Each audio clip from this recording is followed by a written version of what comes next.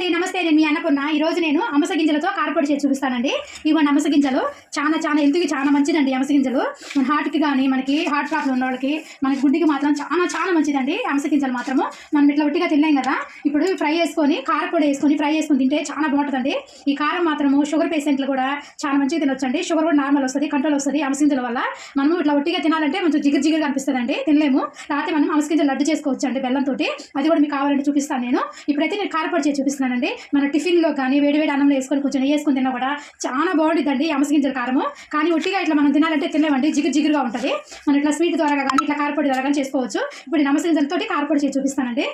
ఇవ్వండి నేను 100 గ్రాములు తీసుకున్నానండి అమస గింజలు ఈ 100 గ్రాముల అమస గింజలు అండి ఇవ్వండి ఎండుమిరపకాయలు మీ కారంకి తగ్గట్టు వేసుకోండి మనం ఎన్ని వేసుకోవచ్చు నేను 100 గ్రాములకి ఇవ్వండి ఇన్ని ఎండుమిరపకాయలు తీసుకున్నాను నేను లెక్క లేదు ఇట్లా ముక్కలు చేసి వేసుకున్నానండి లోపల గింజలతో సహా బాగా ఎగిపోతాయి కదా ముక్కలు చేసుకుంటే అందుకని ఇట్లా చేసుకున్నానండి ఇవ్వండి స్టవ్ ముట్టించి నేను ఒక బాండి పెట్టుకున్నానండి ఇట్లా మందంగా ఉన్న బాండి పెట్టుకోండి ఎందుకంటే ఇప్పుడు ఇది ఇనుప బాండి లాగా పెట్టుకుంటే మనకు మంచిగా ఎగిపోతాయండి ఇట్లా మందంగా ఉన్న బాండి పెట్టుకోండి కొంచెం ఆయిల్ వేస్తున్నాను నేను ఇవ్వండి 2 స్పూన్లు ఆయిల్ వేసాను ఆయిల్ వేడైపోయిందండి మంట మాత్రం మీడియంలో పెట్టుకోండి ఇవ్వండి 2 స్పూన్లు మన శనగపప్పు 2 స్పూన్లు శనగపప్పు అండి 2 స్పూన్లు మినపప్పు ఈ లైట్గా ఫ్రై చేసుకుందాము ఇవ్వండి లైట్గా వేగినాయి కదా ఒక 1/2 స్పూను మెంతులు అండి ఒక 1/2 స్పూన్ మెంతులు వేసుకుందాము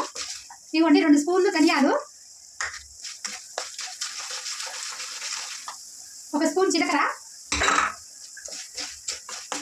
ఫ్రై చేసుకుందాము మంట సిమ్లో పెట్టుకొని ఫ్రై చేసుకోండి మంచిగా వేగిపోతాయి పప్పులన్నీ చాలా బాగుంటుందండి కారపొడి మనం ఇడ్లీలో కానీ దోశల్లో కానీ మన ఉప్మాలో కూడా వేసుకుని తినొచ్చండి పైన కొంచెం వేడివేడి అన్నంలో కొంచెం కారపొడి వేసుకొని నెయ్యి వేసుకుని తింటే చాలా బాగుంటుందండి ఈ అమస గింజల కారపొడి నేను ఎప్పుడు ఇంట్లో చేస్తూనే ఉంటాను మనకి షుగర్ పేషెంట్లకి ఇంకా మంచిదండి షుగర్ కంట్రోల్ వస్తూ ఉంటుంది అమస గింజల వల్ల మరి నేతిలో ఫ్రై చేసుకొని లైట్ ఉప్పు కారం చల్లుకొని రోజుకు 2 స్పూన్లు తిన్నా కూడా షుగర్ పేషెంట్లు షుగర్ కంట్రోల్ వస్తుందండి మన హార్ట్కి మాత్రం చాలా మంచిదండి అమస గింజలు మనం ఒట్టిగా తినాలంటే తినేవండి మనకి జిగురు అనిపిస్తాయి అవి ఇట్లా కారపొడి కానీ లేకపోతే అమస గింజల లడ్డులు కానీ లేకపోతే నేతిలో ఫ్రై చేసుకొని కొంచెం లైట్ ఉప్పు కారం కలుపుకొని తిన్నా కూడా చాలా బాగుంటాయండి ఇవ్వండి నేను అమస గింజలు వేసేస్తున్నాను 100 గ్రాములు తీసుకున్నానండి నేను ఇవి కూడా కొంచెం ఫ్రై చేసుకున్నామండి సిమ్లో పెట్టుకొని ఫ్రై చేస్తే లోపల వరకు వేగిపోతాయండి అమస గింజలు కూడా అండి మన అమస గింజలు కూడా వేగిపోయి అమస గింజలు వేగినప్పుడు చిటపట అంటాయండి మన నూగులు వేపినప్పుడు ఎట్లా వస్తుందో శబ్దము సేమ్ అట్లానే వస్తాయండి ఒక గుప్పుడు కరివేపాకు వేసేసుకోండి కరివేపాకు కూడా నూనెలో వేసేసుకోండి దీంతో పాటు ఎక్కువసేపు అవసరం లేదండి 2 నిమిషాలు వేసేసుకోండి అన్ని పప్పులైతే వేగిపోయినాయండి ఇప్పుడు కరివేపాకు కూడా కొంచెం లైట్గా ఎక్కి సరిపోతుంది కొంచెం పచ్చిగా ఉంటేనే బాగుంటుందండి కరివేపాకు ఈ కారంలోకి లైట్గా వేంపండి చాలు ఇవన్నీ ఇక్కడ తీసేస్తున్నాను ఇవి తీసేసి ఎండుమిరపకాయలు వేసుకుందాము పప్పులన్నీ వేగిపోయినాయి కదా ఇంకా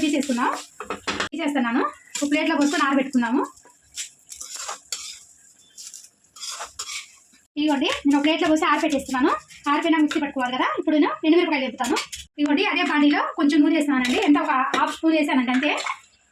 ఇవ్వండి ఎండుమిరపకాయలు మనం ఇట్లా స్విచ్ చేసుకుంటే గింజలతో సహా వేగుతుందండి మంట కొంచెం సిగ్గులో పెట్టుకొని వేసుకోండి లోపల వరకు వేగిపోతాయి ఇవ్వండి వేగిపోయినాయి చూసారా గింజలు కూడా బాగా ఎగినాయి కదా ఇవ్వండి గింజలు కూడా వాటిలో కూడా బాగా ఎగినాయి ఇవ్వండి కొంచెం చింతపండు అండి 4-5 రెబ్బల చింతపండు వేసుకోండి ఇట్లా ఇంకా గ్యాస్ ఆన్ చేసుకున్నాము ఆరబెట్టుకొని మనం ఇంకా కారం మిక్సీ పట్టేసుకున్నామండి ఇది తీసేస్తున్నాను ఇవ్వండి అమస గింజలు మనం వేసుకున్న పప్పులన్నీ ఆరిపోయి ఫస్ట్ మిక్సీ పట్టుకున్నాము ఈ కొంచెం మెదిగినాక అప్పుడు మళ్ళీ ఎండుమిరపకాయలు వేసుకున్నామండి ఫస్ట్ ఈ పట్టేస్తాను ఒకసారి పట్టి చూపిస్తాను ఇవ్వండి ఇట్లా మెదిగింది కదా ఇవ్వండి ఇట్లా పట్టేసుకోవాలి ఇప్పుడు మనం ఎండుమిరపకాయలు వేసుకున్నామండి ఎండుమిరపకాయలు చింతపండు కలిపి వేసేసుకున్నాము ఎండుమిరపకాయలు వేసే కదా నేను రాళ్ళు ఉప్పు వేసుకుంటున్నానండి 1 స్పూను ఇవ్వండి రాళ్ళు ఉప్పు వేసేసాను